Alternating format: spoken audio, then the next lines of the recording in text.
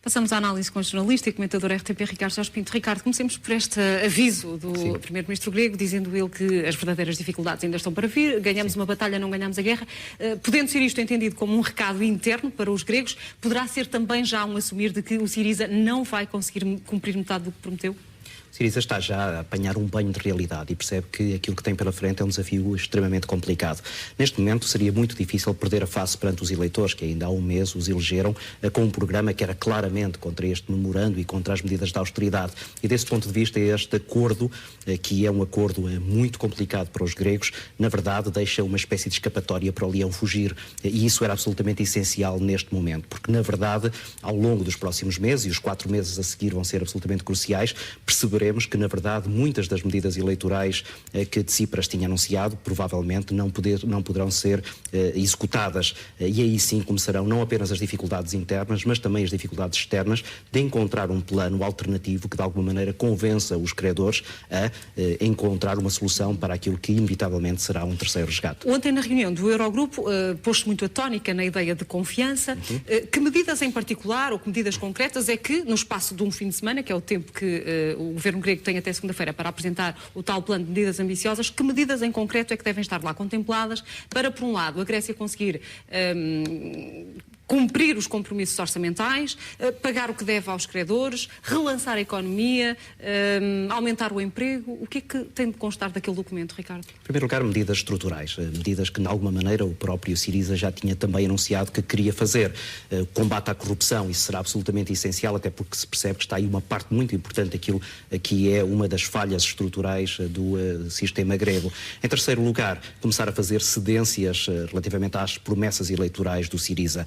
Se algumas inicialmente poderão ser mantidas, a questão de não diminuir agora os salários, não diminuir agora as pensões, não se fazer todas as privatizações que o anterior governo tinha estabelecido, isso eventualmente poderá ser salvaguardado. Agora, inevitavelmente, o FMI e a Comissão Europeia vão exigir reformas extremamente duras, muito profundas e que provavelmente terão que ser agravadas daqui a alguns meses, quando se começar a perceber, no tal registro de tentativa de encontrar confiança, que o governo grego, com estas medidas que agora irá apresentar, não conseguirá manter aquilo que é um superávit da balança comercial ao longo dos próximos anos. E isso faz-nos pensar o seguinte: se no espaço de 4 meses, mesmo que essas medidas venham a ser contempladas no documento a ser apresentado segunda-feira, não for visível o resultado prático da aplicação dessas medidas, será ou não inevitável que daqui a 4 meses a Grécia tenha de pedir um terceiro resgate financeiro? Isso parece-me quase inevitável, mas muito provável. O sistema bancário grego está absolutamente asfixiado. Não fosse o Banco Central Europeu a injetar milhares de milhões de euros nesses mesmos bancos, e a Grécia estaria neste momento asfixiada.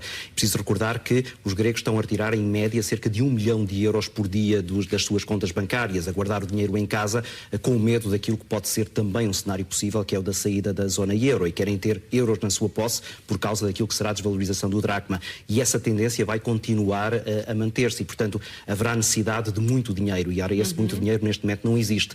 Existem duas possibilidades: ou um terceiro resgate no âmbito daquilo que agora deixou de chamar a Troika, passaram-se a chamar as instituições, mais uma questão cosmética que o Syriza conseguiu, ou então ir pedir dinheiro à Rússia e à China, sabendo que quer a Rússia quer a China poderão dar esse dinheiro, mas quererão alguma coisa em troca, porque não há almoços grátis. Não é de todo crível, Ricardo, que, tal como desafia António Costa, o governo português aproveite este acordo alcançado com a Grécia para, a expressão é de António Costa, abandonar a linha suicidária, reposicionar-se e flexibilizar as políticas de austeridade. Claro que não. Da mesma maneira que Tsipras está a ser coerente com o seu programa eleitoral, Pedro Passos Coelho está a ser coerente com aquilo que disse ao longo dos últimos 3 anos que iria fazer. E, portanto, seria pouco entendível que agora, de repente, Pedro Passos Coelho começasse a achar que era preciso flexibilizar e que era preciso uma renegociação da dívida. Por outro lado, é preciso perceber que, na verdade, para Pedro Passos Coelho, os ventos são de feição.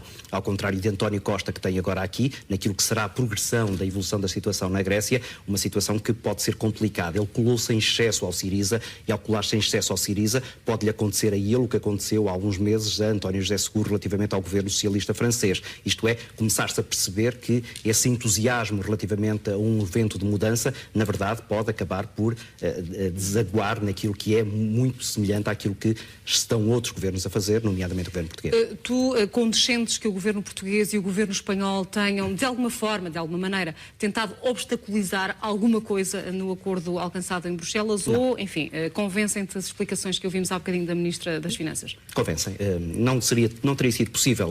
Não era neste momento que nenhum governo poderia obstaculizar um acordo que estava, na verdade, a ser desenhado e que é favorável para todos. Onde se podem começar a criar obstáculos será já na próxima segunda-feira, quando o governo grego apresentar as suas propostas e aí sim os vários governos começarem a colocar algumas objeções. E aí o governo português tem uma experiência muito mais rica de qualquer outro governo para detectar aquilo que são coisas que podem falhar. Segundo lugar, eu acho que estas declarações de Varoufakis são declarações de um dirigente do Syriza que obviamente deve ter muito pouca simpatia com o PSD, sabendo que em Portugal há umas eleições legislativas e que o partido que lhe é mais próximo, o Bloco de Esquerda, nomeadamente, agradecerão qualquer referência pouco simpática àquilo que é a posição do PSD e do CDS. E tu estás em crer que, em função daquilo que possa ser a evolução em relação à Grécia, o governo português poderá ser tentado a fazer ou a reclamar alguns benefícios, algumas vantagens, ou não? Vamos continuar a ser os cumpridores e os meninos bonitos na fotografia, os bons alunos? Já não temos de ser cumpridores, nós já cá não temos a troika. Desse ponto de vista, Pedro Passos Coelho e Paulo Portas têm razão. Livrámos-nos desse problema, fechámos esse programa. A partir de agora, o que existem são metas de déficit que têm que ser respeitadas por Portugal e por qualquer outro país europeu. E aí, penso, haverá agora um regime de maior fiscalização que afetará quer a Grécia, quer Portugal, quer a Alemanha ou a França. Última questão. Estás em crer ou não que este acordo com a Grécia, por um lado, que o meia-culpa feito pelo Presidente da Comissão Europeia, que admitiu que a Troika é pouco democrática, que, enfim, penalizou os povos gregos, irlandeses e portugueses, possam ou não significar um aliviar das políticas europeias, um novo futuro na Europa e uma nova metodologia de funcionamento das instituições europeias? Não, eu penso é que há um clima substancialmente diferente. Em primeiro lugar, já não existe uma crise económica e financeira como em 2008 se tinha instalado e, portanto, há agora há mais oxigénio para se respirar e é natural que os governantes europeus sintam isso e que tentem tirar proveito disso. Na verdade, acabaram os tempos da necessidade absoluta da austeridade. É possível agora ter um bocadinho mais de margem de manobra, que de resto o próprio governo português também começou a admitir. E desse ponto de vista, aí sim o Partido Socialista também tem alguns trunfos e tem tido alguns argumentos muito valiosos, dizendo que, na verdade, agora, perante este clima que é já diferente, se calhar o registro tem que passar a ser outro. Mas eu aí diria que ao longo dos próximos meses iremos assistir a uma convergência de PS e PSD relativamente a essa necessidade de deixar de falar da austeridade e começar a falar em retoma e começar a falar em recuperação. Ricardo, obrigada por ter vindo connosco. Bom domingo para ti.